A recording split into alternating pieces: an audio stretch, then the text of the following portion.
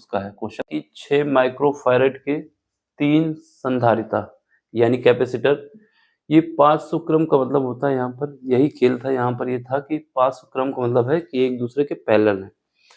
ठीक, तो आपको इनकी क्या बतानी है, तुल्यधारिता बतानी है, इक्विवेलेंस कैपेसिटर बताना है। ठीक है, तो कैसे करोगे, यहाँ पर जो शब्द था 500 क्रम का मतलब है ये एक दूसरे के पैरेलल क्रम में लगे हुए हैं। ठीक, तो चलो इसको सॉल्व करते हैं। पहला काम हमारा क्या होगा, पहला काम ये होगा कि हम डायग्राम बना ले तो ज़्यादा सही रहेगा। ठीक है, तो डायग्राम में 3 कैपेसिटर लगाने हैं। एक कैपेसिटर हमारा ये रहा, दूसरा कैपेसिटर हमारे पास ये रहा,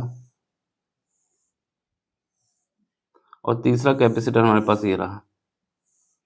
ये तीनों एक दूसरे के 500 क्रम बोले तो पैरेलल हैं, पैरेलल बोले तो समांतर हैं।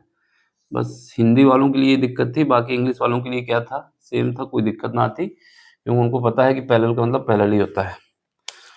ठीक है, अब इसको क्या करते हैं, एक बैटरी से कनेक्ट कर दो, करना है तो।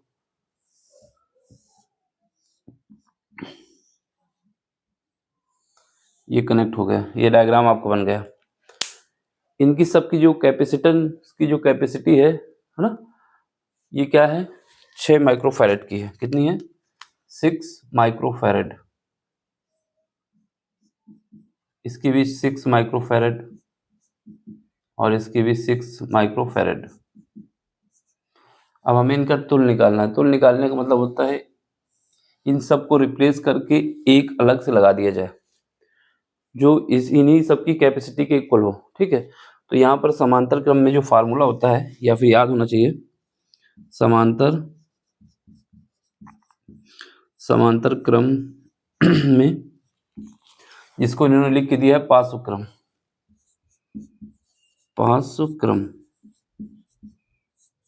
ठीक, इसमें क्या होता है, सी तुल इज इक्वल टू होता है C1 plus C2 plus C3। क्योंकि ये सब की कैपेसिटेंस जो है सबकी सेम है, तो इसको मान लेते हैं C plus C plus C बराबर हो जाएगा 3C। अब जो वैल्यू है इसको रख देते हैं, तो यहाँ C तुल जो आ जाएगा, कितना आ जाएगा, C तुल आ जाएगा 3 इंटू C की जगह क्या है 6 माइक्रोफैरेड, जो इक्वल टू आ जाएगा 18 माइक्रोफैरेड। यानी इन सब को रिप्लेस करके, इन सब को हटा के एक कैपेसिटेंस लगाया जा सकता है जिसकी कैपेसिटी जो हो इक्विवेलेंस वो क्या हो, यहाँ पर 18 माइक्रोफैरेड कब जाएगी। और इतना सिंपल से लिखने से अच्छा है कि डायग्राम बना लोगे तो सारे नंबर आएंगे आपको। ठीक है, इस वजह से हमने बनवाया है। यानी इन सारे कैपेसिटर को हटा के इसकी जगह पे 18 माइक्रोफैरेड लगा दिया जाए और जो बैटरी पहले लगी थी वही बैटरी अभी भी यूज हो जाएगी।